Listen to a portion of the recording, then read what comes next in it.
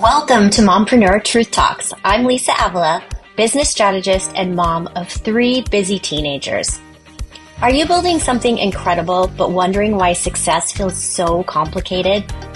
Maybe you dream of making a big impact, but you keep asking yourself, is it possible to grow without sacrificing the moments that matter most as a mom? Here's my take. Life isn't about balance, but instead harmony.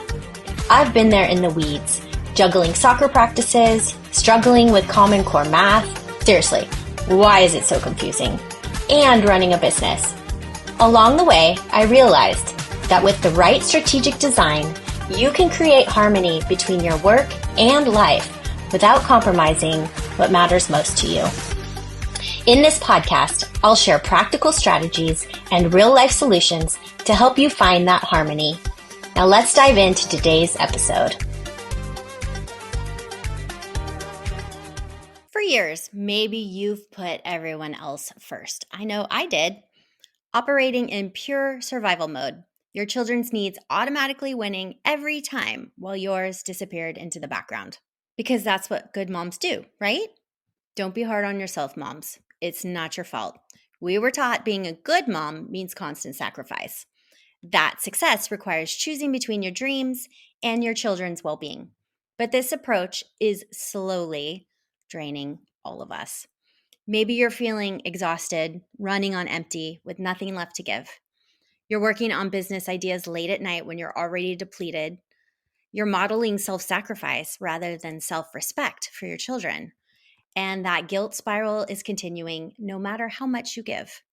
Now, what if you shifted your mindset to family first? Instead of constantly choosing between your needs and your children's, you create systems where everyone's needs matter, including yours. It's about sacrificing less. What a concept. Instead, it's building a sustainable business and life that works for your entire family unit. Let's talk about where this good mom myth came from and why it's so harmful for moms. The idea that mothers should be endlessly self-sacrificing isn't new. It's been reinforced through generations, across cultures, and through every form, really, of media. Think about every mom character you've seen portrayed in movies or TV. She's either completely devoted to her family with no identity outside the home, or she's career-focused and portrayed as someone somehow failing her children. These narratives create a false binary. You're either fully present for your family or you're pursuing your own goals, never both. But this myth doesn't just come from external sources. You might have internalized these beliefs through your own childhood experiences or cultural expectations. Perhaps you watched your own mother sacrifice everything for your family. Maybe you grew up in a community where a woman's value was measured by her devotion to home and family. The impact of this myth on moms is profound. There's the constant guilt that you're never doing enough, no matter how much you give. There's decision paralysis because every choice feels like you're letting someone down, although it's usually yourself. The physical and emotional depletion from trying to do it all is horrible. The financial consequences when you undervalue your time and expertise, and you're modeling unhealthy boundaries for your children. That last point is important. When we operate from the good mom myth, we're not creating the outcome that we want. We think we're showing our children devotion, but what we're actually teaching them is that self-sacrifice is the expectation, especially for women. And that's when I began to understand. Redefining what it means to be a good mom isn't selfish. It's necessary, not just for us, but for our children as well. So what does this mindset shift look like? How do we move from self-sacrificing good mom myth to a family-first approach where everyone's needs, including our own, are honored? Well, let me clarify what this shift is not. It's not about putting your business before your family, and it's not about ignoring your children's needs or becoming less available, less loving, and it's not about selfishness and neglect. Instead, family-first mindset recognizes that a thriving family requires a thriving mom. When we shift from thinking about mother versus family to considering the health of the entire family, which includes you, everything changes. Instead of constantly choosing between your needs and your children's, You create systems where everyone's needs matter. This shift is about recognizing that your well being is essential to your family's well being. Your dreams and goals are part of what makes you a whole person, and your children benefit from seeing you pursue your purpose and passion. Your family can function as a collaborative team rather than revolving around one person's sacrifice, you, the mom, or your internal thermometer. Have you noticed that about how the energy shifts in the home based on how you're feeling? Mhm. This is what the family first mindset looks like in action. It's about creating sustainability and mutual respect instead of perpetuating a system built on one person's sacrifice or internal thermometer. So, I want to talk about some specific strategies for making this mindset shift. Begin with self compassion. Recognize that the good mom myth has likely been with you for decades. Shifting deeply held beliefs takes time and patience. And when you notice yourself slipping into old patterns of thinking, you can just gently remind yourself that taking care of yourself isn't selfish. Second, redefine what good mothering means to you. Take some time to reflect on what values you want to embody and pass on to your children. Is it resilience, purpose, self respect? How might prioritizing your well being and ambitions align better with these values than the constant self sacrifice? Third, notice your language. Are you apologizing a lot, especially for taking time for your business? Do you describe your work as a little side project, even when it's deeply meaningful to you? Pay attention to how you talk about your ambitions, both to yourself and others. Our words really do shape our reality. Fourth, let's challenge the false binary. Every time you catch yourself thinking, I can either be there for my kids or work on my business, pause and ask yourself, is there a third option here? Is there a both and solution? Because there usually is. It just takes a little strategy. Fifth, find evidence that contradicts this myth. Look for examples of mothers who are both deeply connected to their children and pursuing meaningful work. This could be friends, family, or public examples. Surrounding yourself with evidence that contradicts the good mom myth helps rewire your thinking. Sixth, create family rituals that honor everyone's needs.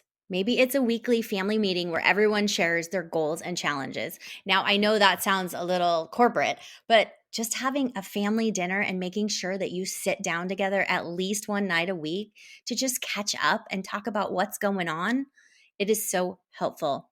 Remember, mindset shifts don't happen overnight. It's a practice that you will return to again and again. But the good news is that each time you choose to honor your needs alongside your family's, you're not just changing your own experience, you're changing what's possible for your children also. Now, let's talk about something equally important: how to get your family on board with this new approach. Because as powerful as your own mindset shift is, the transformation is even more profound when your whole family understands and supports this new way of moving through the world. And I'll be honest, this process takes time. Your family has likely grown accustomed to you being constantly available, putting yourself last, and handling everything. Changing these dynamics requires patience, clear communication, and consistency. Let's start with your partner. Many moms share that their partner is supportive of their business in theory, but doesn't always understand what support looks like in practice. Here are some strategies that I have found that work. Have a dedicated conversation about your business vision. Share not just what you're building, but why. Help your partner understand that this isn't a hobby or a distraction. It's a meaningful expression of your vision and a contribution to your family's future. And be specific about what support looks like. Instead of a general, I need more support, try something like, on Tuesdays and Saturday mornings, I need 2 hours of uninterrupted work time. Can we figure this out, how to make it happen? Always express appreciation for their support. When your partner steps up, whether by handling morning routines so you can work or listening to your business challenges and celebrating your wins, acknowledge it. Revisit and adjust regularly. As your business grows, your needs will change. You can have regular check ins with your partner, be it a walk, a date. And it doesn't have to be all business related, but it is nice to have those check ins and then readjust what your needs are so that you can support each other. Now, let's talk about getting your children on board. This looks different depending on their ages, of course, but here are some principles that I have seen work across different developmental stages. Talk openly about your business. Children understand far more than we give them credit for. You can share age appropriate information about what you're building, what you're doing each day, and why it matters to you.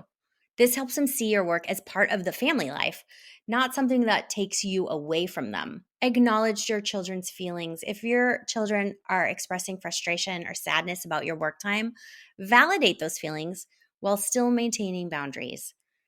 I understand you wish we could play together right now. I'll be done working in 30 minutes and then we will have time together. And celebrate your business wins as a family. When you reach milestones in your business, tell your children, involve them in the celebration. This will help them feel connected to your work and understand its importance. For more specific strategies on creating systems and setting up calendars, check out my episode 5, where I go into my Google Calendar system. The key to success is consistency. When you set a boundary or create a new system, you need to maintain it consistently for it to become the new normal in your household. Children are always going to test boundaries, and partners might slip back into old patterns. And you yourself might feel the pull of the good mom myth. In these moments, gentle persistence is essential. Remind yourself and your family of the benefits of this new approach, not just for you, but for everyone. Because when mom thrives, the whole family thrives also. As powerful as this family first approach is, I want to be honest about the challenges that you will face as you implement it. Changing deeply ingrained patterns isn't always easy, and you're likely to encounter some obstacles along the way. The first and often most persistent obstacle is your own guilt and conditioning. Even when you intellectually understand that breaking the good mom myth is beneficial for everyone, years of social programming can still trigger waves of guilt when you prioritize your business. When this happens, practice gentle self-awareness. Notice the guilt, acknowledge it without judgment, and remind yourself of your broader vision that you are modeling healthy priorities for your children and creating this family system. It can also help to have affirmations ready for these moments. I love saying affirmations to myself. My well-being matters to my family's well-being. This time investment now creates a better future for all of us. I can be devoted to both my family and dedicated to my purpose. The second common obstacle is resistance from family members. Even with clear communication, your partner and children might push back, as I said.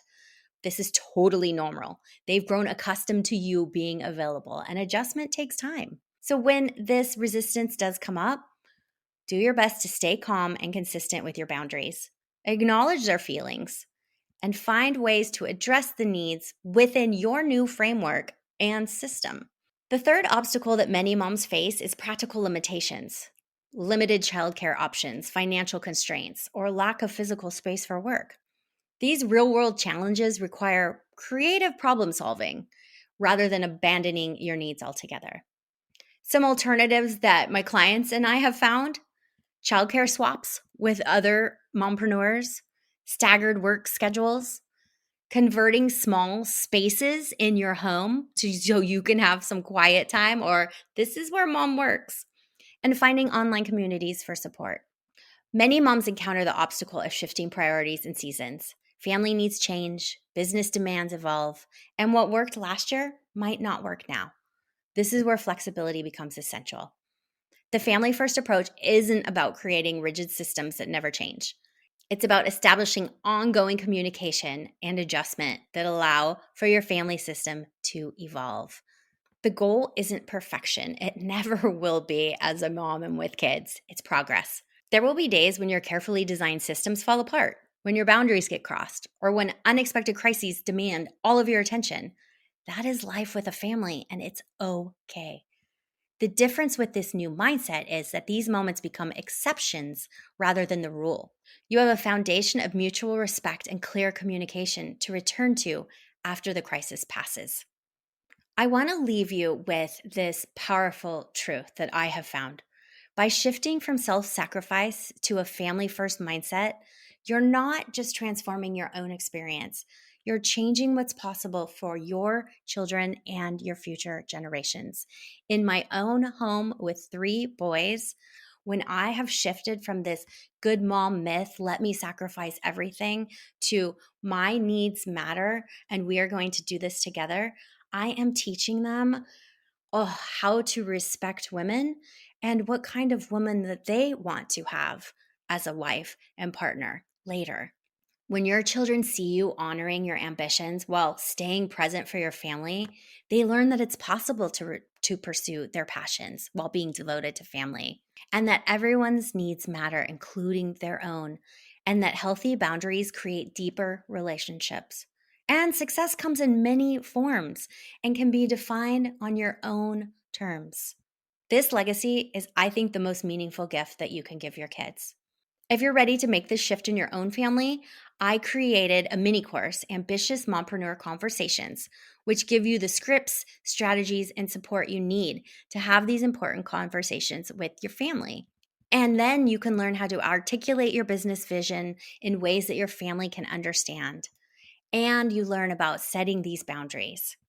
You can find more details in the show notes. And I've made this mini course accessible because I believe every mom deserves these tools, no matter where you are in your business journey. Making the shift isn't selfish, it is necessary for your growth and for your entire family. Thanks for hanging out with me today. Remember, you can absolutely have both your dreams and your family life. I'll catch you next time on Mompreneur Truth Talks.